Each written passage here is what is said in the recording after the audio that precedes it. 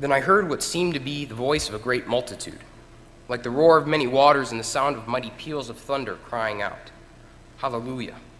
For the Lord our God, the Almighty, reigns. Let us rejoice and exult and give him the glory. For the marriage of the Lamb has come, and her bride has made herself ready. It was granted her to clothe herself with fine linen, bright and pure. For the fine linen is the righteous deeds of the saints. And the angel said to me, Write this, Blessed are those who are invited to the marriage supper of the Lamb. And he said to me, These are the true words of God. As saints that gather around the table this morning, we should ask ourselves three things when presented with this passage in Revelation. What is the meaning of this marriage relationship? Who is the Lamb?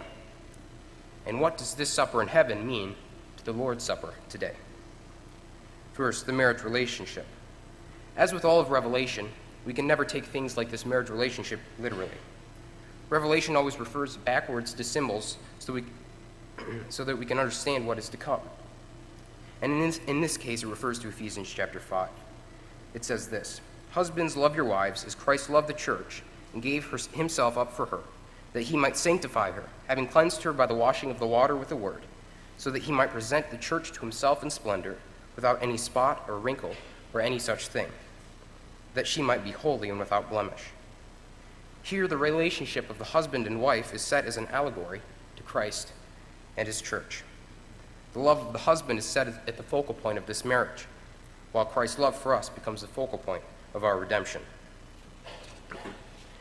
The wife in the Song of Solomon portrays the same idea. She proclaims that she is dark but lovely in the eyes of her husband. We too are dark but lovely. We are tainted by sin and temptation, yet are made holy and without blemish through the blood of Christ. Revelation actually says that we are granted righteous deeds through the blood of the Lamb. Which brings us to the next point. Who is this Lamb? Well, simple answer, the Lamb is Jesus, and we know this.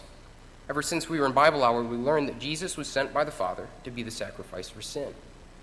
That he, like that Passover lamb, would serve as redemption for God's people. But why is this so important in the context of Revelation? When the Lamb is first introduced in chapter 5, verse 6, we get our answer. And between the throne and the four living creatures and among the elders, I saw a lamb standing, as though it had been slain. This lamb was killed, but is still standing. This lamb has overcame death.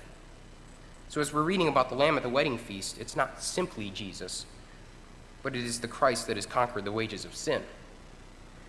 It is the Son that overwhelmed the schemes of the devil. So what does all of this mean to us today? When Jesus instituted the Lord's Supper, he said this, I tell you, I will not drink again of this fruit of the vine until the day when I drink it anew with you in my Father's kingdom. And this is what we're seeing in Revelation, a supper made new in the Father's kingdom. No longer will we partake of crackers or juice, but are invited to dine with flesh and blood. We are called to commune with the Lamb who has conquered death. But until then, we eat this bread and drink this cup, and we proclaim the Lord's death until he comes. For it is the death that came from the love for the church.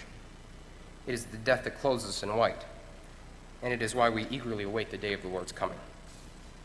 For in that day mighty hosts shall proclaim, Hallelujah, the Lord Almighty reigns.